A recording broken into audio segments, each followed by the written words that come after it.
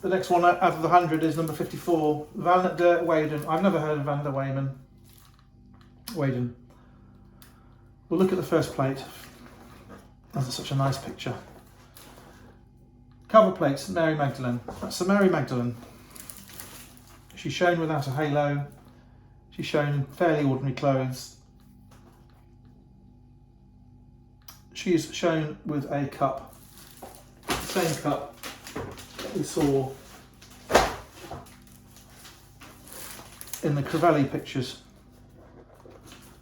in the number 52. I'm going to just show you the Crivelli version. There's one there, so you can see that there is a vessel, and you can see there is an elaborate arm, and then there was another one in the Crivelli book showing it's like a beer. It's not a beer tankard. Stein. It's not a stein. Of course, it's not. There is an elaborate vessel, and this artist is using the same layout and vessel. So we'll look at the date. Rogier van der Weyden, 1399 to 1464.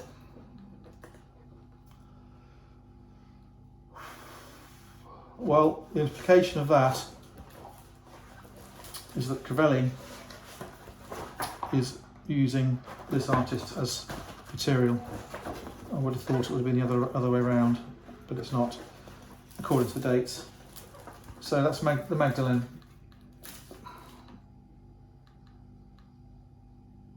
Wonderful picture. I think anyone would know that was a good picture if they saw it on a sale room on the wall. I think anyone would know, in London or anywhere, you'd know that it was a good picture. You've got the colours, you've got the range behind. It's a fantastic thing. No wonder people want to buy them. No wonder people want to own them and collect them and commission them. So this one here, that is plate 1. There is the use of floor tiles for perspective. There is the use of the room for perspective, and then you have the scene with the. I don't know who it is. Is it the Virgin Mary? Is it an archangel? Let's have a look. No idea. The Annunciation. Okay.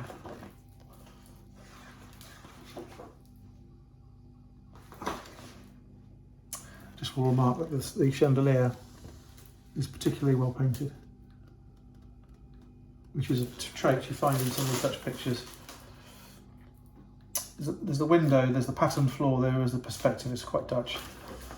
Okay, 2, Virgin and Child, 1435. The boy is thumbing through the book. I've not seen that before. I can't recall having seen that before. I guess it's not the Bible as such. I guess it's the Old Testament, because of course it's before Christianity was created.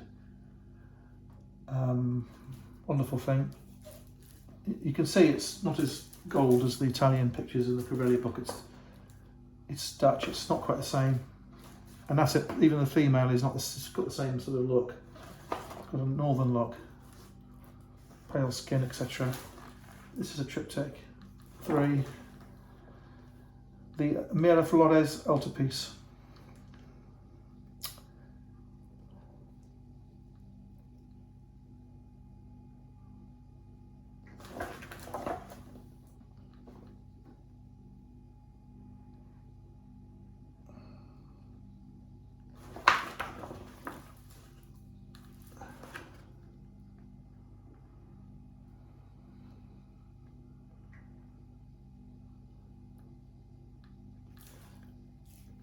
Well, you've got the birth of Jesus, you've got the Pieta, the lament, the death, and you've got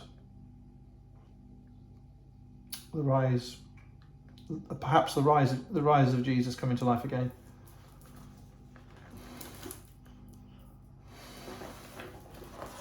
It's quite unusual, I think that is.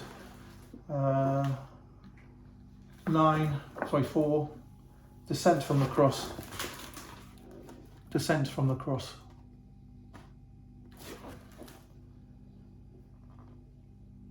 Well, it's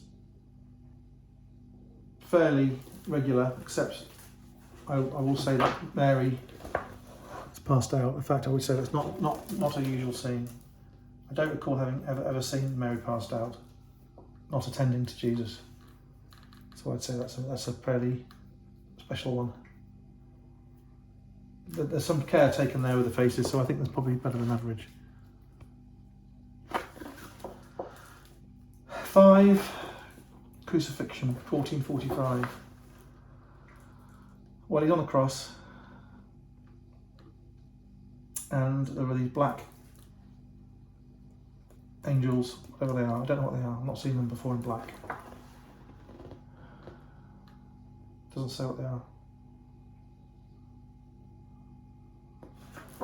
And they don't know who these people are. I would suggest they're the people who paid for the picture to be painted, perhaps. Nothing more than that. This is the beheading of St. John, I suppose, I don't know. 6. Beheading of St. John the Baptist.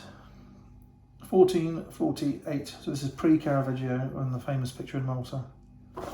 So what is he got? They've cut his head off. They put his head on a plate. The plate is going to be shown to the gathered group in the other room. I can't remember who asked to see the head. I just can't remember that far ago when I was at school.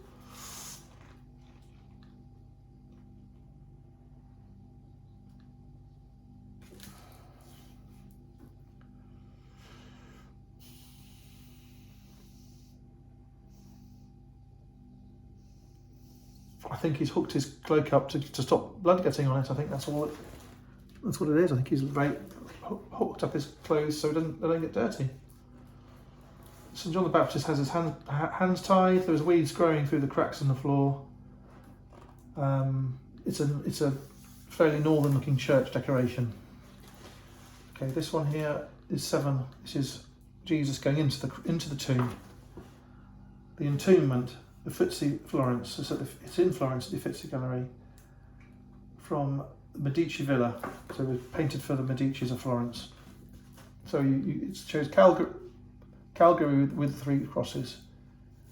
It shows Jerusalem. It shows the tomb of Joseph or Arimathea, and it shows the wounds. He's going to be put into the tomb. They're going to close the door,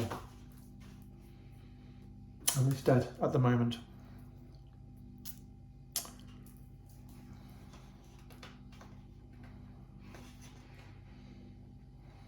Hmm. 8. Very good picture. 8. Portrait of a young woman, 1455.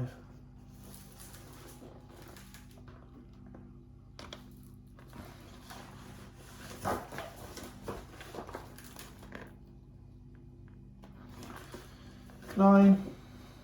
Lamentation over the dead Christ. That's not the right one, is it?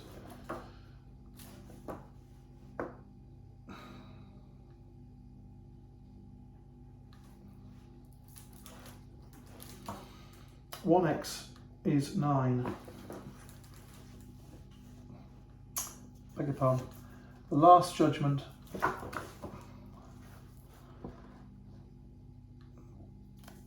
The implication here is if you're bad, you're going to be naked and you're going to be swallowed up by the earth. This person is going down into a hole. He's begging to be saved. These good people with the holy halos are going to go to heaven. That's the judgment. Part of a big picture. Someone here is using a hand to try and get out.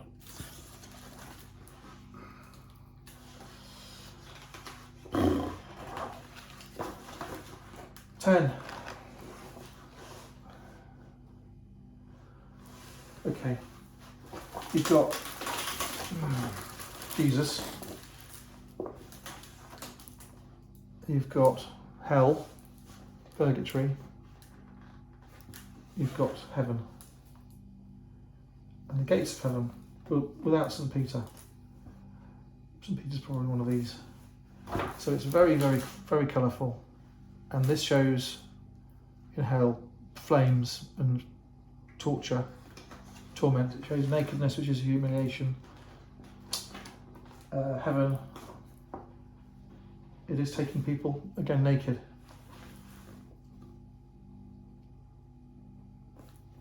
Okay, let's see what it says. 11.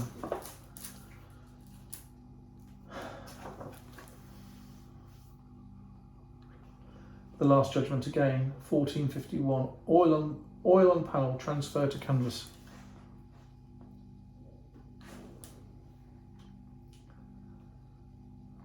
The good on the left are led to the gates of heaven, the wicked on the right consigned to hell.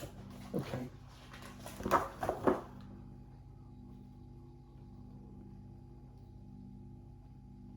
(1442), dedicated in 1451.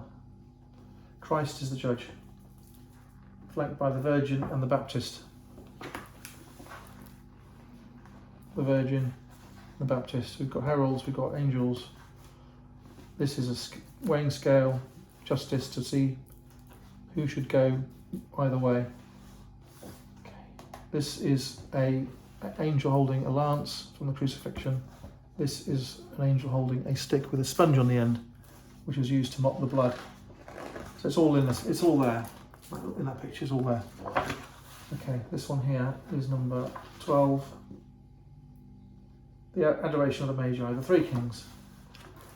There are three kings there, and there were more than three kings. There was a donkey, there was a stable, there was a horse, there was a crucifix, a broken barn. The three kings are bringing gifts and admiring and showing adoration. Joseph has a stick, Mary is in blue. That is the gift from the king, the first king. It's been put down because he wants to hold the baby. He has still his gift. This king has someone carrying the gift for him, like a little courtier. He's taking his hat off. Lovely. What a lovely picture. Next one is a close-up of the same scene. Shows the crucifixion even though Jesus hasn't yet been crucified. Okay. This is a Pieta picture of some sort, 15. Lamentation.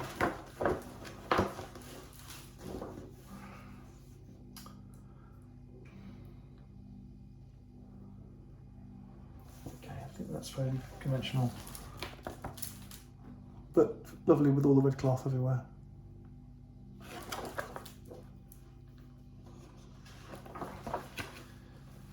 This is another nativity scene, 15.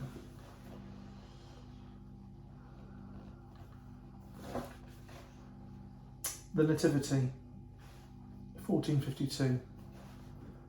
The Bladelin altarpiece.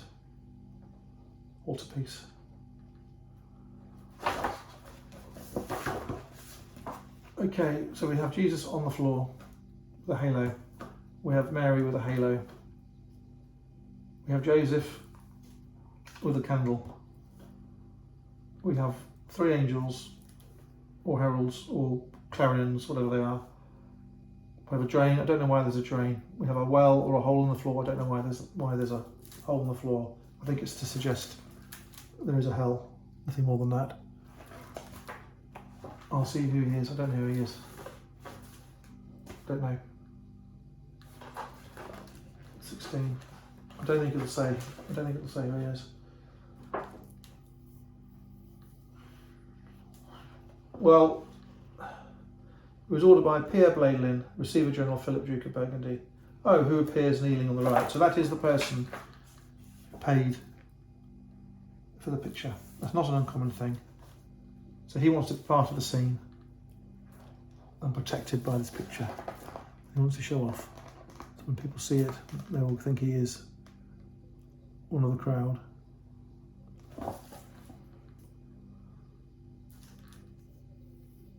And this all relates to his France, I suppose. I don't think it would have necessarily relates to the Holy Land. Okay, so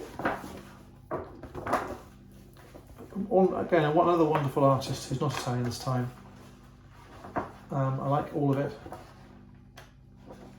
I think it's incredible stuff. It's very interesting. Very strong. Thanks very much.